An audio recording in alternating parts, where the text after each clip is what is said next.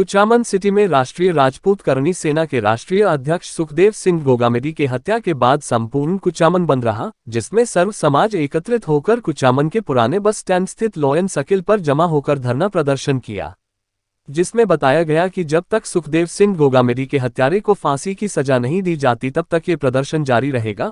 और राजपूत समाज बस सर्व समाज के लोगों ने कहा कि जब तक सुखदेव सिंह गोगामेदी के हत्यारे को फांसी नहीं होगी तब तक जन आक्रोश ऐसे ही बना रहा है। और विजय सिंह पलारा ने बताया कि सुखदेव सिंह गोगामेदी ने 1 महीने पहले सरकार से सिक्योरिटी के लिए कहा था, लेकिन सिक्योरिटी नहीं मिलने के कारण सुखदेव सिंह गोगामेदी की हत्या हुई है और पिछली सरकार पर निशाना साधा और कहा कि सरकार के कहने पर सुखदेव सिंह गोगामेदी को सिक्योरिटी नहीं दी गई। समाज के आह्वान पर प्रदर्शन किया, धरना दिया, क्या कहेंगे? आज ये राजपूत समाज के आह्वान पे सर्व समाज ने जो बंद का समर्थन कराया, आपके सामने था। सुबह से पूरा कुचामन, पूरे शिक्षण संस्थान बंद थे, निजी शिक्षण संस्थान। सर्व समाज ने हमें, हमारे समाज को जो समर्थन दिया उसके लिए सर्व समाज का बहुत बहुत धन्यवाद करना चाहता हूँ। और आगे भी मैं उनसे आशा करता हूँ और मैं निवेदन करता हूँ कि आगे भी हमें इस न्याय की लड़ाई में इसी प्रकार समर्थन और आशीर्वाद दें। क्या फैसला है?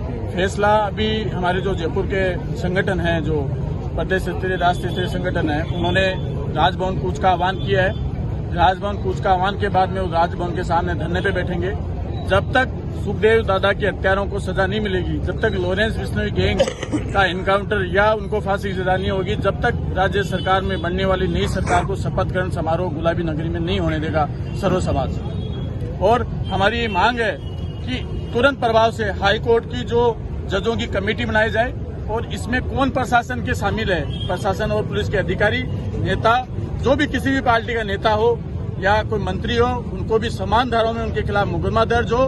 क्योंकि आज के 2 माह पूर्व है, जैसे सोशल मीडिया पे, न्यूजों पे चल रहा है, आप सब न्यूज के हमारे जो पत्रकार महोदय हैं, आपको पता है कि 2-2.5 महीने पूर्व पंजाब के डीजीपी ने, वहां की इंटेलिजेंस ने राजस्थान डीजीपी को पत्र लिखा था कि सुखदेव सिंह गोगामेडी के लिए संपत नेहरा योजना बना रहा है, 1 के 47 तक अरेंज कर रहा है। लेकिन यहाँ की गूंगी बेरी सरकार, पुलिस प्रशासन की मिलीभगत के कारण आज ऐसी हत्या हुई। सुखदेव सिंह गोगामेडी ने 2 माह पूर्व जयपुर पुलिस कमिश्नर के पास पेश हुए और उन्होंने निवेदन करा कि साहब मुझे थ्रेट मिल रही है, मुझे धमकियां मिल रही है, मुझे मेरे जो अंगरक्षक है उनके हथियार जमा नहीं कराए जाए, मुझे परमिशन दी जाए उनको हथियार रखने की। लेकिन यहाँ का प्रशासन, जो जिनकी मिलीभगत थी, जिनकी सह थी अपराधियों को, उन्होंने उन अंगरक्षकों के हथियार जमा करे और वहाँ के एसएचओ और वहाँ के डिप्टी को वहाँ भेजा श्यामनगर उनके आवास पे और कहा कि ये दीवार तोड़वा दो, ये खिड़की बंद करा दो, ये दरवाजा बंद करा दो, यहाँ दीवार लगवा लो। इस तरीके के उन्होंने वहाँ बहाने करके अपनी कमी को दूर करने के लिए वहाँ भेजे गए और वो आ गए और कल उनकी हत्या हुई। यदि उनके अंगरक्षकों को